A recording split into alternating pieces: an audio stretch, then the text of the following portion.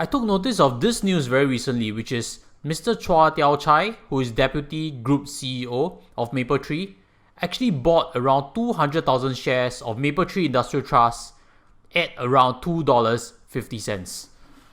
That got me thinking, are we near a bottom of this whole bear market with data center REITs or not? Because if we look, Mapletree Industrial Trust has actually raised money before at even a higher price, which is this, a private placement done in June 2021, and that was around the $264 range. Right now, Mapletree Industrial Trust trades around $2.50. And I've always discounted that this bear market could be ending. Maybe I'm wrong. That's why I did dive bit and looked at an offer of subscription of units given by them for existing shareholders. I do own Mapletree Industrial Trust shares. So over here, this distribution is going to be done on 15 March and it's at $2.50 plus per unit. And because this is using a very complicated formula, and not just that any fractional shares is rounded down to the lowest unit, my first gut instinct was to not take up the offer.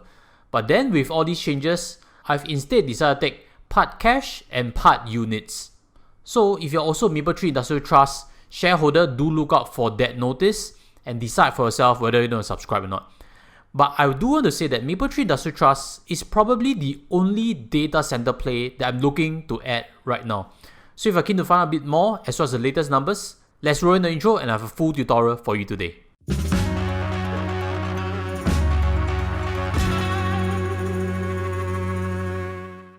Hi guys, welcome back. In today's tutorial, there'll be three main parts. The first is a big picture overview, just in case you're new to Mapletree Industrial Trust.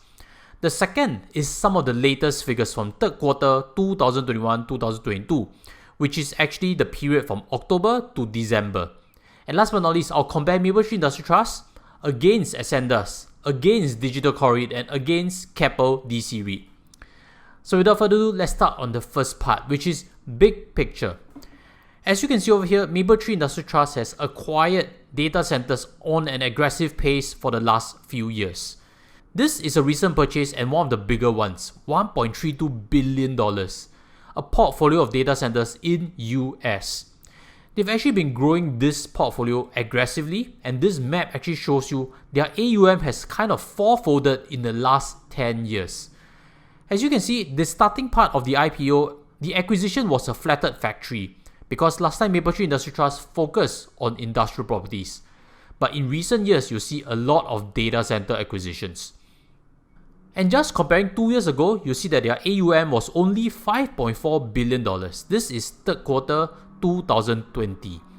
And in that space, data centers were only 7.7%, and flattered factories was a big component of things. But if we fast forward to today, you realize that Mapletree Industrial Trust has grown to a 8.6 billion AUM REIT. They have now 143 properties, and more importantly, data centers are now more than half of the total portfolio. They have moved away from Singapore focus to now an even portfolio of Singapore and US. And what we also need to focus is flattered factories have decreased in terms of their weightage in the portfolio, now only commanding 17%. Why is that so? If we see on this announcement, they've mentioned that they are converting two of their flattered factories in Kolam Ayer and converting them into high-tech buildings. This total cost is about $300 million, so it's not a small project at all. And my guess is that since flattered factories are so out of fashion, so obsolete already, it is more and more likely that they'll convert these from the old industries into the new high-tech building. Because we need to prepare for a new economy whereby digitalization is going to transform e-commerce and a lot of businesses. And not only that, high-tech buildings are easier to sell off than flattered factories because the demand is quite possibly stronger. If we see on this announcement, they have divested 26AI Raja Crescent. This is a high-tech building they've held for many years, and the selling price is $125 million. So my guess is Mapletree Industrial Trust MIT might one day rebrand itself into Mapletree Data Center Trust, MDCT. And that might likely take place when the data center bear market has ended, when sentiment and demand for data center pure plays are stronger. As of now, the diversification works. But as we can see in the long-term direction, they are moving flatter factories to high-tech buildings, and high-tech buildings, some of them they are selling off away, which means more and more concentration into data centers.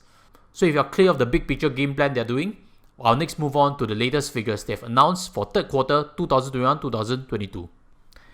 Now before I get the actual figures, let me invite you to smash the like button. It's taken our team hours to prepare this presentation for you. And again, smash or subscribe, especially if you like ideas regarding Singapore REITs, which are pretty useful if you're looking for dividend income. This is a snapshot of the latest numbers for third quarter 2021-2022.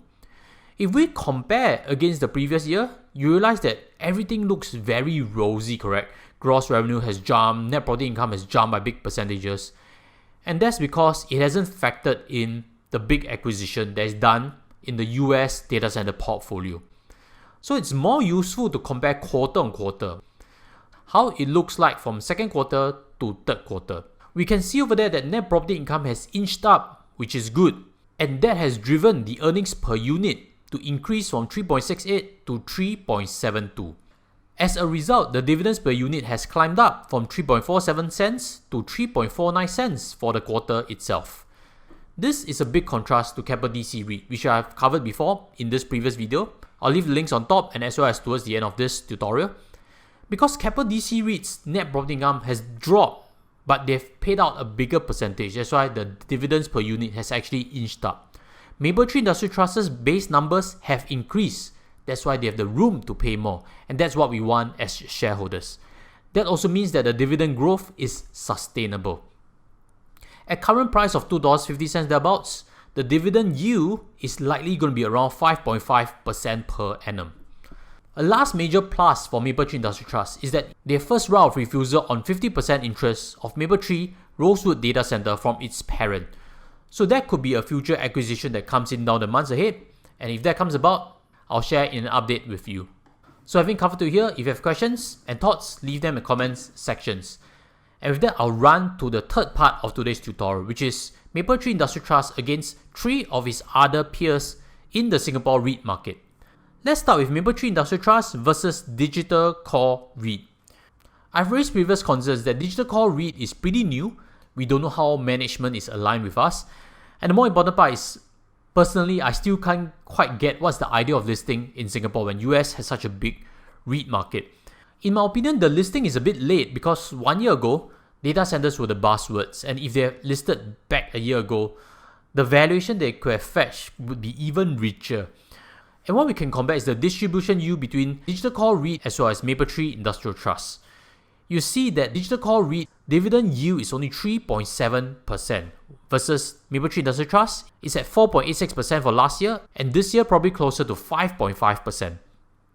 I don't think for them the price to book is too much of a concern because a lot of data centers, if they are revalued, they'll probably inch up on the book value. Digital Core REIT is a pure play REIT, but between them and Keppel DC REIT, I do prefer Keppel DC REIT also, which I'll now use to compare against Mapletree Industrial Trust. What I've come to realize looking at them very closely is they are used to doing smaller sizes. A lot of their acquisitions, like the one in Guangzhou and in UK, their deal size is about $100 million only. So it's a totally different game. Mapletree Industrial Trust buys big portfolios of data centers, and those are in billions of dollars, whereas Keppel DC REIT deals with small deals. But the key portion is the performance.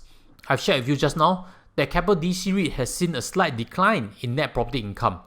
And my concern is whether this decline would continue for the next few quarters ahead. There's a key difference between data centers they own also. Mapletree Industrial Trust is focused in US. Keppel DC REIT is highly diversified. But more importantly, Keppel DC REIT focuses on co-location, which is to rent out like small units.